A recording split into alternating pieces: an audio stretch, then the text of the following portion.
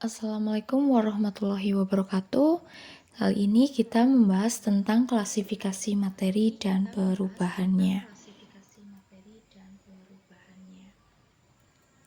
Nah, materi itu apa sih? Materi nama lainnya adalah zat atau benda, yaitu di mana yang namanya materi adalah sesuatu yang mempunyai massa dan dapat menempati ruang. Materi sendiri itu nanti dibagi menjadi 3 berdasarkan wujudnya, yaitu zat padat, cair, dan gas. Masing-masing punya ciri-cirinya. Untuk zat padat, bentuk dan volume tetap. Kalau cair, bentuk berubah dan volume tetap. Untuk gas, bentuk dan volume berubah. Nah, perhatikan tabel berikut. Untuk padat, sifatnya adalah jarak antar partikel rapat. Nah, ini merupakan partikel-partikel dari zat padat ya, karena itu rapat. Sehingga karena rapat itu berarti partikel penyusunnya teratur dan pergerakannya nanti sangat susah bergerak ya. Untuk bentuk dan volumenya tetap. Sedangkan pada cair sifatnya diantaranya yaitu jarak antar partikel kurang rapat. Nah, ini gambarannya. Sehingga untuk bergerak itu lebih sedikit bebas ya, tapi terbatas. Sifat berikutnya yaitu menempati ruang, bentuk sesuai wadah, dan volume tetap. Untuk gas sendiri sifatnya diantaranya jarak antar partikel sangat renggang. Berikut adalah gambarannya ya. Karena sangat renggang sehingga partikel-partikelnya bergerak sangat bebas. Untuk sifat berikutnya yaitu menempati ruang, bentuk, dan volume berubah. Nah, ini adalah perubahan wujud zat ya. Di sini ada padat, cair, dan gas. Nanti semuanya akan mengalami perubahan wujud. Untuk yang pertama yaitu padat ke cair itu namanya mencair, cair ke padat namanya membeku. Cair menjadi gas itu namanya menguap, gas menjadi cair namanya mengembun. Sedangkan padat menjadi gas itu namanya menyublim. Untuk gas menjadi padat namanya mengkristal. Dimana kalian lihat tanda panahnya. Kalau tanda panah merah berarti itu menyerap kalor ya. Sedangkan yang tanda panah biru itu berarti melepaskan kalor. Nah, berikut adalah penjelasan masing-masing. Silakan kalian baca dan pelajari. Oke, untuk selanjutnya kita akan membahas tentang unsur, di mana yang namanya materi itu diklasifikasikan menjadi 2, yaitu zat tunggal dan campuran. Zat tunggal sendiri nanti ada unsur dan senyawa. Nah, kita bahas dulu untuk yang unsur.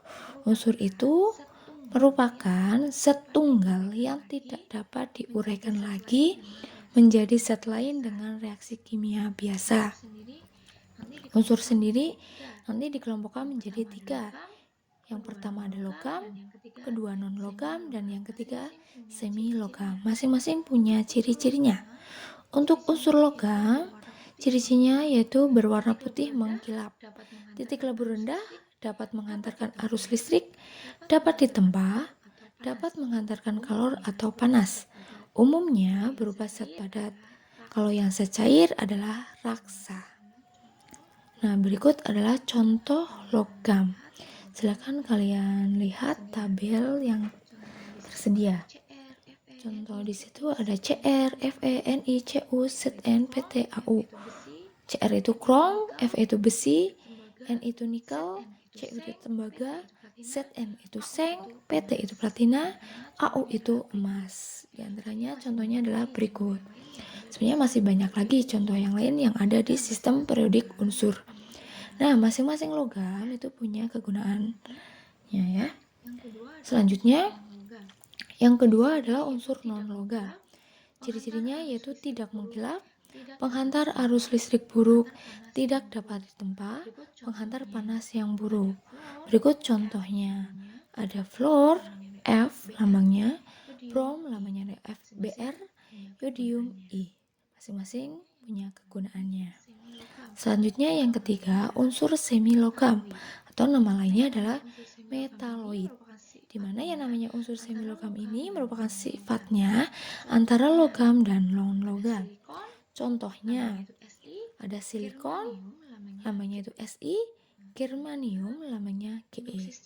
Nah, perhatikan untuk sistem periode unsur berikut. Oke, selanjutnya yaitu kita bahas tentang senyawa.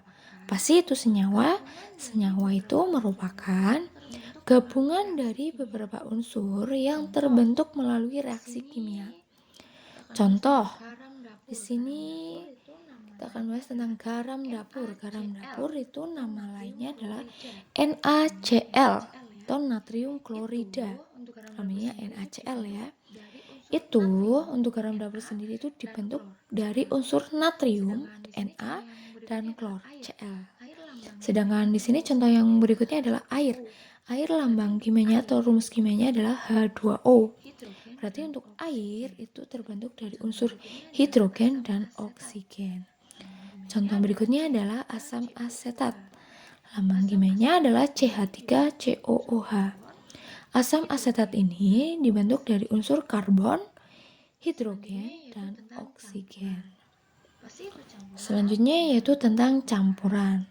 Apa sih itu campuran? Campuran itu merupakan gabungan beberapa zat dengan perbandingan tidak tetap tanpa melalui reaksi kimia. Nanti campuran sendiri dibagi menjadi dua, yaitu campuran homogen dan campuran heterogen.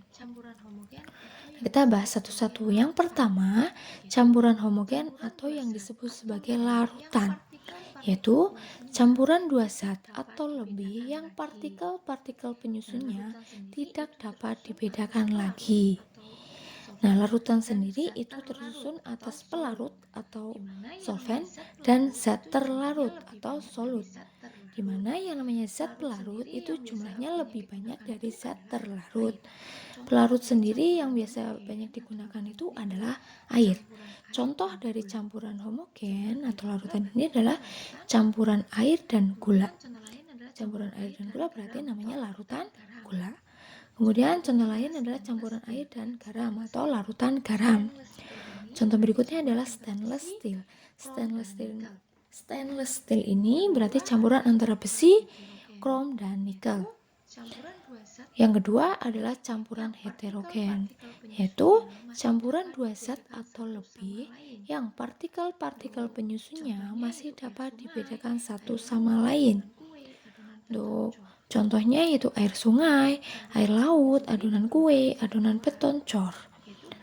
Untuk campuran heterogen sendiri dikelompokkan menjadi dua, yaitu koloid dan suspensi. Koloid contohnya yaitu susu, asap, kabut, dan agar-agar. Sedangkan suspensi contohnya adalah minyak dengan air, air keruh, dan air kapur. Ya, demikian materi kali ini ya. Terima kasih. Assalamualaikum warahmatullahi wabarakatuh.